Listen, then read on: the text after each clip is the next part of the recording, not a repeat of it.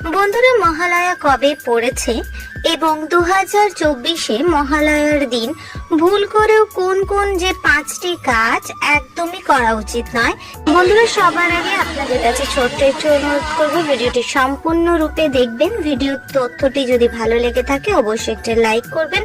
Comment বক্সে জয় মা দেবী দুর্গা জয় অবশ্যই লিখবেন। মা দেবী দুর্গার আশীর্বাদে আপনাদের সংসারের সর্ববিপদ আপদ রোগ ব্যাধির হাত থেকে মা স্বয়ং রক্ষা করবেন। অবশ্যই চ্যানেলটিকে সাবস্ক্রাইব করে রাখবেন টিপস টোটকা উপায় দেখার জন্য।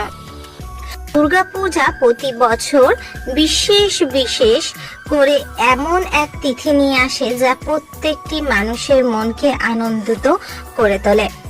শারদীয়া বা আশ্বিন মাসের বিশেষ দুর্গা পূজা হয়, যে শারদীয়া বিশেষ করে মাসে মা দুর্গার বিশেষ নামও নানা জায়গায় সুন্দরভাবে পুজোতে হয় এবং এই পূজা চলাকালীন অনেক রীতি নিয়ম ও টোটকা উপায় ও বিধি করা হয়, যার ফলে আমাদের জীবনের নানা বাধা বিপত্তি দূর হয়।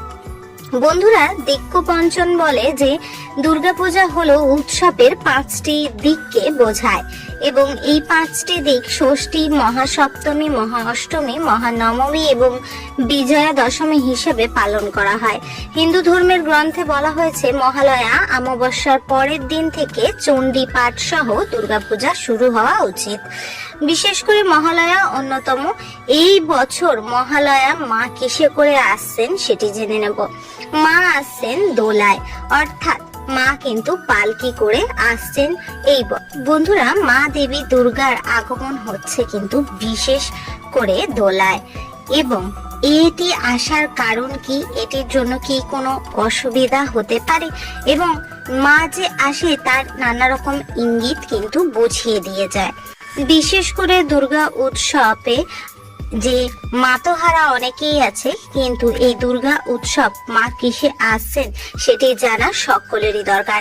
এই হিন্দু সনাতন ধর্মে বিশেষ করে শাস্ত্র মতে দোলা বা পালকি দেবী দুর্গা গমন তার ফল মহামারী ও বিশেষ করে দুর্ভাগ্যের সমান বলে মান্য করা হয়েছে এবং বিশেষ করে অন্য দিকে শাস্ত্র মতে গজে বা দেবী যখন হাতিতে গমন রয়েছে, যার প্রভাব শস্যপূর্ণ বসুন্ধরা, অর্থাৎ ফলে ভালো ফসল উৎপন্ন হয়, যার ফলস্বরূপ খুবই শুভ ও ভালো বলে মান্য করা হয়েছে। এই বছর দেবী দুর্গা আসছেন দোলা অর্থাৎ পালকিতে এবং যাচ্ছেন গজে। মা দেবী দুর্গার বিশেষ কিছু এমন রীতি ও নিয়ম রয়েছে যা আপনাকে অবশ্যই মহালয়ার দিন করা উচিত। কিন্তু এই চলতি বছর দেবী দুর্গা 2024-এ কবে পড়েছে মহালয়া? এই বছর 2 অক্টোবর 2024-এ বিশেষ করে পালিত হবে মহালয়া। এই মহালয়া নামে অমাবস্যাটি পরিচিতি। দেবী পক্ষের প্রথম দিনে মা দুর্গা পৃথিবীতে আগমন ঘটে এবং বিজয়া দশমীর দিনে তিনি বিদায় নেন। বন্ধুরা, মহালয়ার দিনে কি কি করবেন এবং কি কি একদমই করা উচিত না সে সম্বন্ধে জেনে নেব। মহালয়া দিনে ভুলেও আপনারা করবেন না যে কার্যগুলি সেগুলি বলে দেব। মহালয়ার দিন ভুল করেও কিন্তু কেউ চুল দাড়ি কাটবেন না। বিশেষ করে স্বাস্থ্য মতে বলা হয়েছে মহালয়ার দিন ভুল করেও কেউ যদি চুল ও দাড়ি নখ কাটে, এতে কিন্তু বিশেষ জীবনে দুঃখ কষ্ট দেখা দিতে পারে। এবং 2 অক্টোবর পিতৃপক্ষের শেষ হলে দেবী পক্ষের শুরু দিনটি পিতৃপুরুষদের উদ্দেশ্যে গঙ্গা তর্পণ করবেন। বহু মানুষ কিন্তু যাদের পিতৃপুরুষদের জন্য তর্পণ করতে যাবেন, তারা আশ্বিন মাসে কৃষ্ণপক্ষের প্রতিপদ থেকে পিতৃপক্ষ শুরু হয়। এই কারণেই এই পিতৃপক্ষ চলাকালীন আপনারা কিন্তু এই 15টি দিন পরলোক গমন যারা হয়ে গিয়েছে তাদের জন্য কিন্তু অনেক নিয়ম ও নিষ্ঠা করে আপনারা পিতৃ পূজা করতে পারেন। এর ফলে সংসারে সুখ শান্তি ও জীবনে দুর্ঘটনা ও নানা রকমের বাধা বিপত্তির হাত থেকে রক্ষা পেতে পারেন। বন্ধুরা, বিশেষ করে বলা হয়েছে এই দিন ভুল করেও চুল দাড়ি কাটা উচিত নয়। তবে যদি তর্পণ যারা করতে নামবেন বিশেষ করে, তারা কিন্তু বিশেষ করে পাশাপাশি নখ চুল কাটার সাথে সাথে মদ্যপান ও নানা রকম ধূমপান জাতীয় কোনো জাতীয় নেশা করবেন না। এটি কিন্তু খুবই ক্ষতি। এই দিন আমিষ খাওয়া যাবে না, এই দিন নিরামিষ খেতে হবে। প্রিয়জনের ছবির সামনে আমিষ খাবার ভুল করেও রাখবেন না। কাউকে ধার দেবেন না, কোনো মতে কোনো টাকা পয়সা এবং ঘরে সংসারে নানা খুঁটিনাটি জিনিস, যেমন অনেকেই এই দিন নানা রকম পূজা ও পাঠ করে থাকে, যার ফলে ঠাকুরের কিছু জিনিস বা সামগ্রী চেয়ে বসে, সেগুলি এই দিন ভুল করেও দেওয়া উচিত না। মাটিতে গর্ত খুঁড়বেন না এই দিন। এই দিন বিশেষ করে খেয়াল রাখবেন, যারা কোনো ভিক্ষিক যদি আপনাদের ঘরে আসে বা ভিক্ষুক যদি আসে, তাদের খালি হাতে ফিরিয়ে দেবেন না। তাদের অবশ্যই আপনার সাধ্য অনুযায়ী বস্ত্র খাদ্য দান করতে পারেন। এই দিন যদি বস্ত্র ও খাদ্য দান করা হয়, এটি খুবই শুভ বলে মান্য করা হয়। এবার জেনে নেওয়া যাক মহালয়ায় কোন কোন কাজ করা বিশেষ করে একদমই উচিত।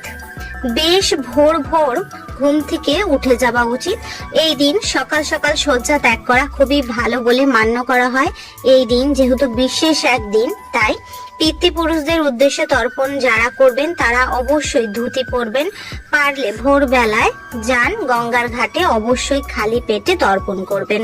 যারা তর্পণ করবেন বা যারা তর্পণ করতে পারবেন না, তারা কিন্তু পিতৃপুরুষ ছবিদের সামনে মালা দান করে প্রিয় খাবার দিতে পারেন। কিন্তু প্রিয় খাবারের মধ্যে আমিষ কোনো খাবারই কিন্তু একদমই শাস্ত্রে উল্লেখিত নেই যে আপনি আপনার প্রিয় মানুষ বা পিতৃপুরুষের ছবির সামনে কোনো প্রকার আমিষ খাদ্য দিতে পারবেন না। এছাড়া আপনি মিষ্টি, জল বা ফল আদি নিরামিষ ভোজন দিতে পারেন। পারলে এই দিনে দান ধান করুন। দারিদ্র যারা গরিব মানুষ আছে তাদের খাওয়ান বা পোশাক দান করুন, এতে শুভ বলে মান্য করা হয়।